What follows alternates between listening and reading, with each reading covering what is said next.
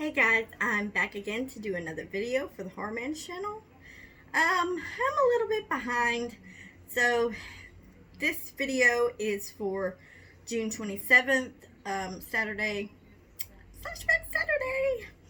I think the theme was to watch a slasher with a father figure in it, or, something to do with a father. So I chose Stepfather 2 from 1989. This stars Terry O'Quinn, who is in Lost. I think that's one of the things I best know him for, Lost, and he was also in Alias, is one of my favorite shows. He was in a couple episodes of the X-Files and the X-Files movie. He was also on JAG and a show Millennium. So, funny story, I don't normally mix up actors too much. I mean, because, I'm pretty good with faces. Maybe not so good with names, but I'll be like, that's what's her face, or what's his face. But I normally can, separate people. But for some reason, I was thinking Terry O'Quinn was in another TV show, and I don't know. I guess going off of the JAG feeling or something, I just felt like he was in something else. And I figured out that I was mixing him up with Gerald McRaney, who was on Promised Land. That was the show I was thinking of, apparently.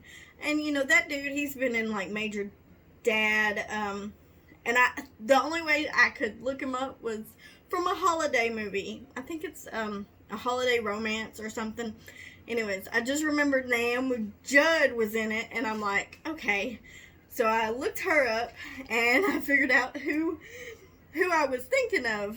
And this Gerald McRaney, who has been in a lot of stuff, was also on JAG. So maybe that's where the past of, thinking they were both on JAG. So, and I mean, not to say that they look alike. They're similar, but, you can definitely tell them apart. But it's funny. I also get Gerald McRaney mixed up with Dabney Coleman, who was in 9 to 5, and My Date with the President's Daughter. I really love that movie. He was in Cloak and Dagger and War Games, and I'm just like, these three people are in my head all at once, and now I must separate them. But going back to Stepfather 2, this movie also stars Meg Foster. And I always call her the woman with the crazy eyes, the weird eyes. She freaks me out. She has such freaky looking eyes. I mean, they're just, I don't know, something about them. And some movies are not as bad as others. Sometimes she just looks really, really creepy, and then sometimes she don't look so bad.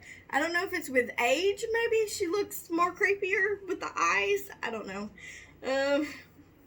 So, she was in Pretty Little Liars, which, I love that show. I've watched every single episode, probably.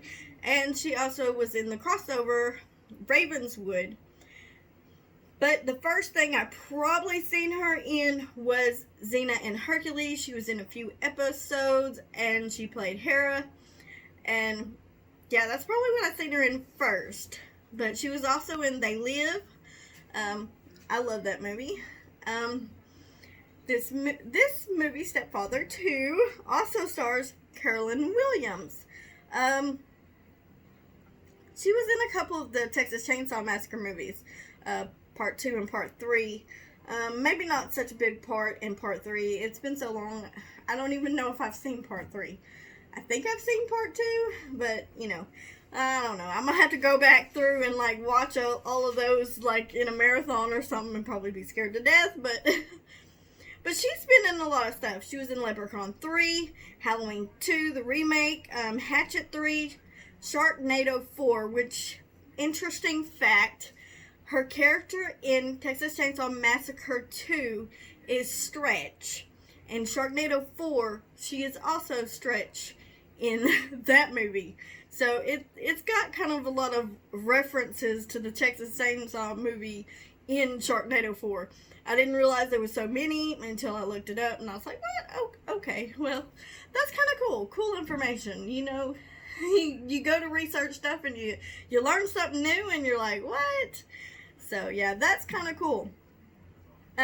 This also has, the little boy is Jonathan Brandis, who, like, he passed away when he was like 27, but he was a teen heartthrob back in the day, and I'm pretty sure I had a Teen Beat poster of him on my wall.